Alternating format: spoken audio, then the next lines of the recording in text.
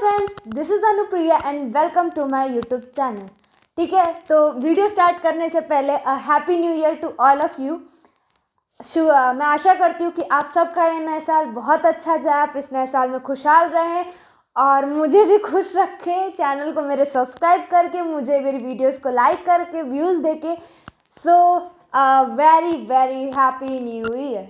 चलिए अब हम स्टार्ट करते हैं आज से हम एक नई दिशा की ओर जाएंगे।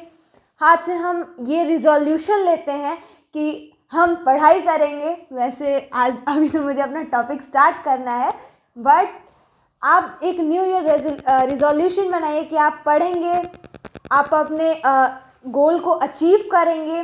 ठीक है, तो चलिए अब हम अपनी वीडियो पे आते हैं क्योंकि ये भी मुझे काम करेगा। सो कम ऑन द वीडियो। आज हम पढ़ने वाले हैं अनुच्छेद 146 उच्चतम न्यायालय के अधिकारी और सेवक तथा व्यय।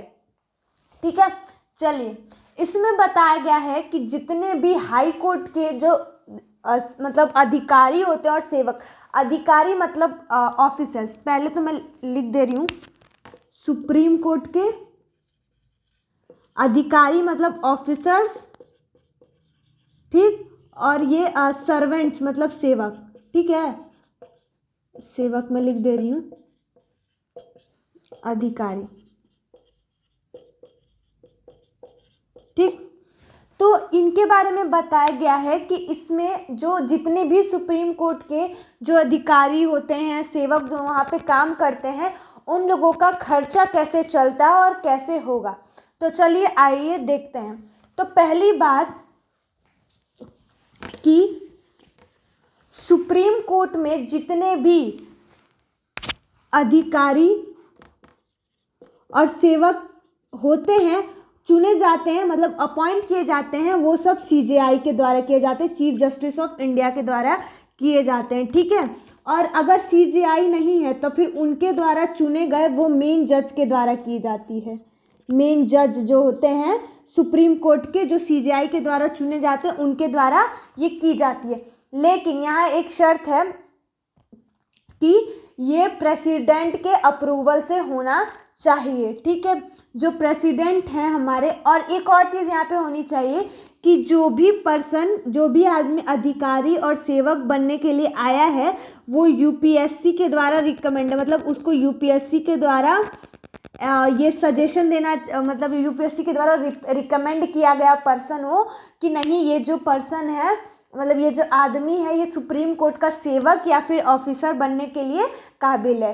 ठीक है, तभी उसको सीजेआई अपॉइंट करेंगे। ठीक है, अब जैसे कि कोई भी ऑफिसर है या कोई भी सर्वेंट है सीजेआई मतलब सुप्रीम कोर्ट का, तो वो 5 साल के लिए आया है। ठीक है, 5 साल का उसका कार्यकाल है।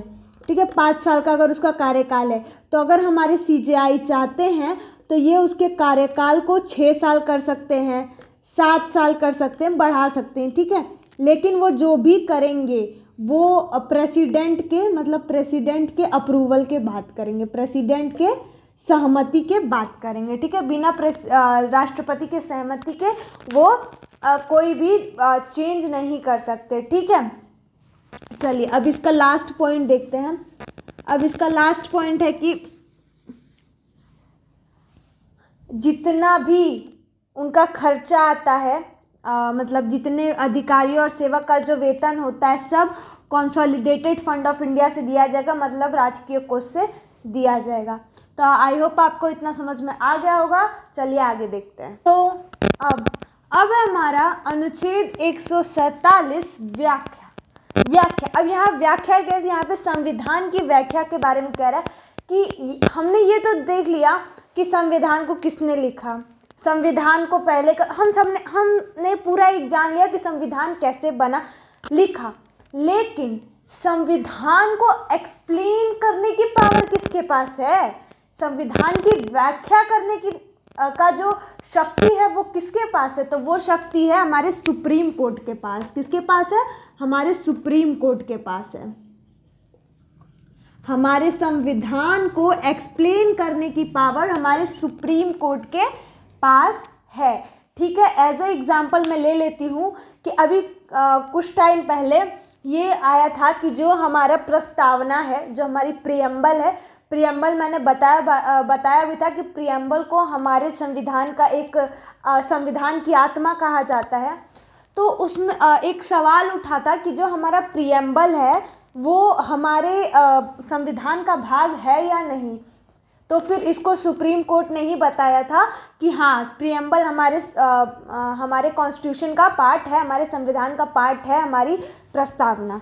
ठीक है, तो इसमें बस इतना ही दिया गया है कि जो हमारे संविधान की व्याख्या करने का जो पावर है, जो हक है, वो किसको है, तो वो है हमारे सुप्रीम कोर्ट को। हमारे सुप्रीम कोर्ट के पास ये पावर है कि वो संविधान को व्याख्या कर सकते हैं, वो संविधान को एक्सप्लेन कर सकते हैं।